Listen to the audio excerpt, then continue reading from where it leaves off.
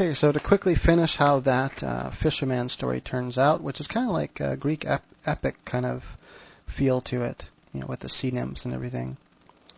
Okay, so now the final battle, he he finds out that love is the answer, and so he spends the next few days thinking about all of this and everything that's happening on the boat, and the crew tell him they're running out of food. Max says, "Hey, well, we can fish for food." Well, your boat isn't going to hold up much longer. We don't even know if it'll make it back home. The longer we wait, the worse it is for us. And then they kind of freak out. We're going to die on the sea. And he says, "What a better way to die."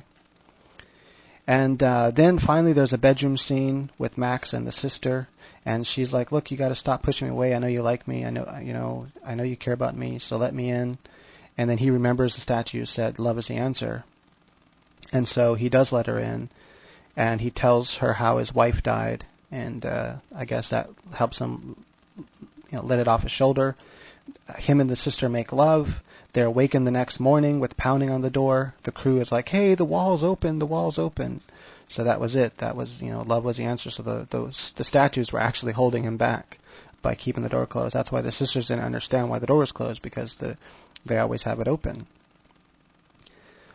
And then now we need to get into the aftermath, or the equilibrium, when the story is finished. So he has reached the goal. He got them back home. He gets paid. The father gives him a bunch of gold or something. They do some repairs on the boat, so it will definitely make it back safely. And now he needs to make a choice. He has to either decide to stay with her and lose his boat, because the men have to get back with the boat, or he can always go back and get it. But he has to decide between these two ways of life, either to be with her or to go back to his life on the boat. He asked her to come with him. She's like, I can't leave my family. So he kind of feels like this conflict, and this is sort of like the moral conflict, but in this case it's not really a moral conflict so much so, but it's definitely a conflict. He needs to make a big decision. So he decides that he has to go, and he's like, I'm sorry, and he gets on the boat, and when they're passing the statues say once again to him, the answer is love. And he realizes they're right, and he tells the men, he tells his crew, look, you can have my share of the money. He taps the boat on the side, take care of her, referring to the boat. They're like, but you like fishing, you love your boat, what do you mean? And Max says, fishing was always a way to run away, to avoid true love. It was my way to run away. So he dives into the water and swims back to the sister, the end. So anyway, that's a quick way to use this structure. Once you know how to use this structure, you could use it to come up with stories. I came up with the story really quickly. Within 10 minutes, I wrote all this down just really quickly while staring at this, and I just plugged in everything as I was going to come up with a quick outline. I can then take this outline and develop it further and turn it into a synopsis. And this is really good. This is really helpful to look at and stare at to write your outline, which you'll base your synopsis on. Or to just flat out write your outline, or your synopsis. Right, so now we're going to go through in detail what all of this stuff means and how to use it to develop your story, to make your story awesome.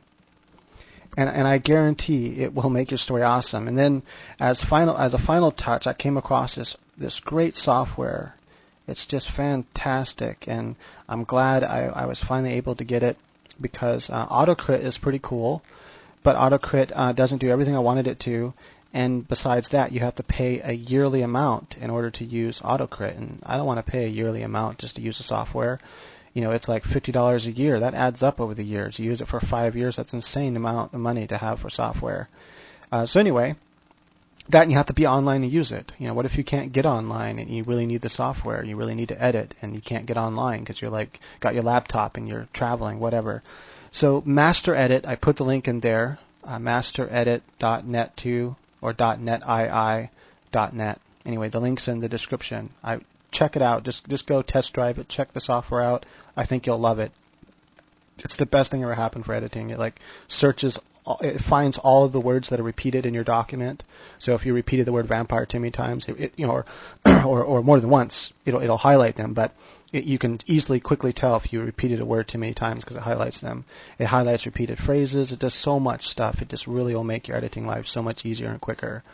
It'll make your final manuscript that much better. Okay, so I got that out of the way. We're going to get on with this now. So the first thing you want to do is your desire is what. I'll quickly go through what these mean, I guess, and then I'll show an example. I'm going to use this. I'm going to do it live because I learn best. Personally, I learn best by example. So I'm going to develop my fantasy story I've been working on, in which all my characters are protected. So I mean, maybe they're not worth stealing, but just for don't steal them. If we want, you can like use them just for fan art or something, but just give credit to me, whatever. All right, so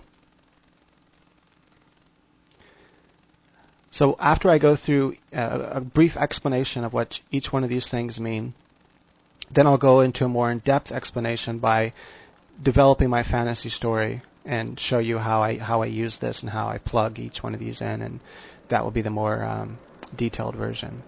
So first I'll start here because this is where you start when you build your story. You want to think of the ending first, and then work from desire to ending, or come up with desire, then come up with an ending.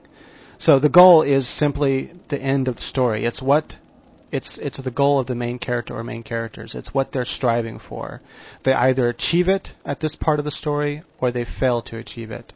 But they have to be striving for that goal. They need like this single idea that underlines every other little conflict and every other little goal they might have throughout the story. They might have little goals, one leading to another goal, leading to another goal, but they have to have this overall arching goal that they want. It can be vague even, but they need this overarching goal, something that they're trying to get the whole time. And so, just to give you an example, in this story, his overall arching goal was to get money to fix his boat, and that's why he decided to go and get those crabs. But then he had this change, this monkey wrench thrown in, and now it was about getting these women back safely to their place. But still, his overall goal was to get money to fix his boat. So he was still going to get money for taking these girls back. And at the end, he gets his goal, but then decides that what he really wants and what he wanted was love, and that was his need. What he really needed was love to let go of his wife. And once he got his need, he realized, I don't need my boat anymore. I don't need to fix her up. I don't need money. I just, I got love now. So that's desire. So the character needs some sort of desire. And notice the desire and goal are linked. That is, what they desire pushes them all the way to the goal. So they need to want something badly, bad enough to push them to go through all this crap to get to where they're going, and at least to get them to the no turning back point. Once they get to that point, they can't just give up because they can't go back to their ordinary lives anymore. Everything's changed, and it's not possible just to ignore it and go back. But they have to still, from that point on, desire what they want, or give them a new desire. They have to always have a desire that will reach them to the end of the story, to the goal, and they must either fail to get it or get it at the end of the story. Otherwise, the story is not complete. It's not a story. So what is conflict then? So now we know what desire is. Desire is that which the character really, really wants. Usually it's an external desire, but they can also want internal things. And those internal things, like needs, whatever, can happen throughout the story as well. It adds more depth to a story. Okay, so what is conflict then? So really quickly, conflict is it's not just that he's fighting, like in this story, it's not just that he's fighting octopus and overcoming sea nymphs and overcoming sea storms and overcoming the attack of crazy bird-like creatures, with human faces. That's conflict, obviously, but that's not what's meant by conflict. Conflict, what you want in a story with conflict is, for example, like one of his main conflicts is, do I catch all these crabs, take these women back with me, say forget it, right before he hits that no turning back point? Do I just catch the rest of my crabs and take these women back to my harbor, and they can find their own way home, or then I can decide if I can help them after I fix my boat? But they're like, no, we really need to get back now. It's really important because, I don't know, maybe they're trying to get to a wedding or something. Anyway, they're trying to get to something important. And that's the conflict is, well, if I decide to help them, then, okay, actually, I'm running out of time here. As you can see, it's running down to the last 5 seconds. So see you in the next part.